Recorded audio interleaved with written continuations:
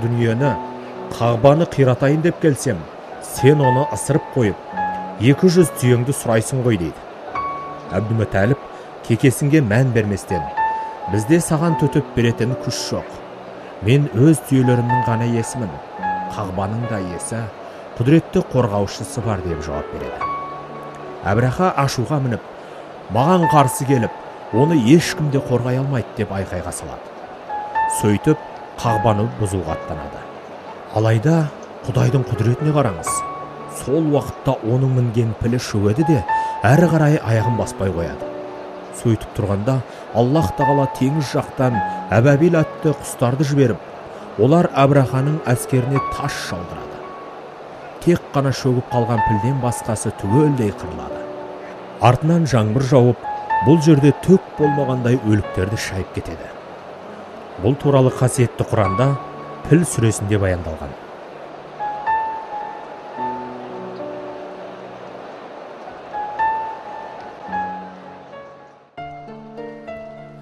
Әл-Харам мешітінің шығыс жағында пайғамбарымыз Мұхаммед саллаллаху алейхи вассалам дүниеге келген орын бар. Осы қасиетті орынның сақталуы үшін 1952 жылы Шейх Хаббас Қаттан ол жерге Мекке қаласының ғылыми кітапханасын салдырған. Адамзатты шапағат нұрға бөлеген пайғамбар 570 жылы сәуірдің 12 күні таңға жуық Мекке қаласында дүниеге келген. Оның анасы Әмина бинт Уахаб босанарда көретін қиыншылықтардың еш қайсысын сезінбеген. Бала жарық дүниеге таза күйде келген. Бірден сәждеге бас ұрып, одан соң екі қолын жайып аспанға қараған. Пайғамбарымыздың анасы Әмина бұл көріністі көріп таң қалып, ерекше бір баланы дүниеге әкелгенін сезген. Пайғамбарымыз Мұхаммед саллаллаху алейхи вассалам жастай жетім қалып, әкесінің ағасы Әбу Талиптің қолында тәрбиеленеді. Балалық шағы өткен бұл үйде Әбу Талиптің ұлы Әли де дүниеге келеді.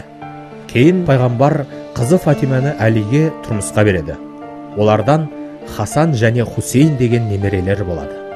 Осы Хасаннан тараған ұрпақтардың бірі Шейх Түрки әш-Шариф. Амангелді бауырым, Шейх Түрки әш-Шариф мырзадан Мұхаммед пайғамбардың, оған Алланың рахмат нұры жаусын, ұрпақтары жайлы айтып беруін сұрасаңыз. ذرية النبي صلى الله عليه وسلم في كل مكان ولكن أكثر شيء موجودين من نسل الحسن الذين هم موجودين في مكة. Пайғамбар ұрпақтары саллаллаху алейхи вассалам әлемнің түкпір-түкпірінде бар. Көпшілігі осында Мекке қаласында тұрады. Негізгі пайғамбар ұрпақтары немересі Хасан мен Хусейннен таралған. Бұлар ресми шежіре бойынша келе жатыр. Шежіре жайлы толығырақ айтып берсеңіз. نعم مشجرة في كل بيت من بيوت آل البيت يوجد مشجرة تحفظ هذا النسب بنفس كلام النبي صلى الله عليه وسلم كل سبب. Пайғамбар ұрпақтары басқалардан ерекшеленетін есіммен аталады. Бұл ұрпақтан ұрпаққа жалғасып келе жатқан шежіре. Осы шежіре арқылы есім беріліп, үкімет тарапынан бекітіліп қадағаланып отырады.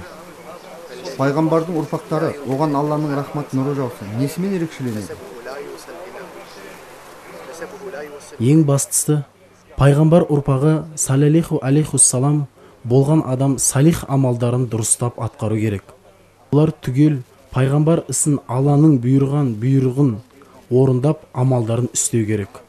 Ізгі ниетті, көркем мінезді болу керек. Бұл қасиетті жерге жай адам келмейді. Алла тағаланың алдында бір ізгі істермен сүйікті болған адамдар келеді. Сондай қажылардың көптен келуіне біз тілектеспіз. Қажылықтарыңыз қабыл болсын дейміз.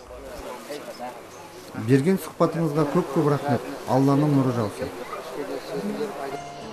Биіктігі 271 метрлік келетін Нұр тауы Мекке қаласының солтүстік шығысында орналасқан.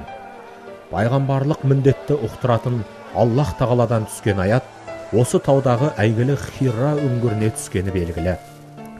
Ол кездері 40 жасқа аяқ басқан Хазіреті Мұхаммед саллаллаху алейхи вассалам елден оңашаланғанды жаны қалап, азығын арқалап, жиі осы үңгірге келгенді ұнататын.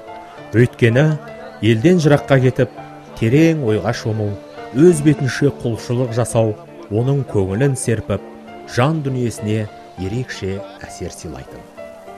Бірде пайғамбарымыз Хира үңгірінде Аллахты еске алып, оған мүнәжат қылып отырғанда, Аллах тарапынан Жәбірейіл періште келіп, пайғамбарымызға оқы деді. Оған пайғамбарымыз, мен оқуды білмеймін деп жауап берді. Сол кезде Жәбірейіл періште оны құшағына қатты қысты да, және оқы деді. Ал үшінші ретінде, жаратқан Раббының атымен оқы деген сөзді айтты. Сонда пайғамбарымыз мен оқимын дегенде Жәбірейіл періште Құранның ең алғашқы 5 аятын түсірді. Қажылар ғаламның рахым нұры болған пайғамбарымызға ең алғаш Құран аяттарын түскен Нұр тауындағы Хира үңгірін, сол бір ғибратты мекенді зиярат етеді. Құран сөзі араб тілінде көп оқылатын кітап деген мағынаны білдіреді. Аллах тағаланың ұлы құдіретін ғажайып кереметін танытатын Құран пайғамбарымыздың хадисінде адамдар иман келтіру үшін барлық пайғамбарларға керемет беріп жіберген, маған берілгені Аллахтың жіберген Құраны деген. Құранның түскеніне 14 ғасыр өтсе де, атақты батыс шығыс ғалымдарының Құранға таң қалып, оны адам баласы жазбай, Аллахтың түсірген кітабы екендігін дап, растауы ойланғанға ғибрат. Аллах тағала Құранда Рахман сүресінің 20 аятында Аллах тағала екі теңізді ағызды. Олар бір-бірімен қабысады, бірақ араларында перде болғандықтан бір-бірімен араласпайды деген. Бір-біріне қабысып жатса да, сулары араласпайтын теңіздердің жоғарыдағы аятта айтылған ерекшелікті жағында ғана мұхит зерттеушілері Жерорта теңізі мен Атлант мұхитының қабысқан жерінен тапты. Бұл таңғажайып жаңалықты ашқан теңіз зерттеушісі Жакев Кусто, мен мұнша